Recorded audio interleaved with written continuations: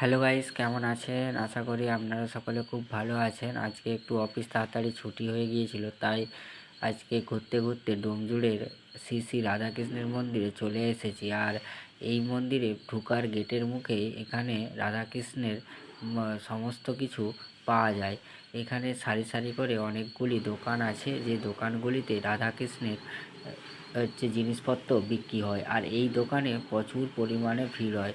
আর আজকে এখানে প্রচুর লোকের সমাগম হয়েছিল। আর বৃষ্টি হচ্ছিল, তবুও অনেক লোক এখানে হাজির হয়েছিল। আর প্রত্যেক দোকানে অনেক ভিড় ছিল। আর এখানে প্রসাদ বিতরণও করেছিল। সকলে এই প্রসাদ খেয়ে সামনের দিকে এগিয়ে যাচ্ছিল। আর এই যে দূরে দেখতে পাচ্ছেন কত বাঁশ পড়ে আছে, আসলে এখানে একটি প্যান্ডেল হচ্ছে। সামনেই রাধাকৃষ্ণ মন্দিরে বড় অনুষ্ঠান হবে।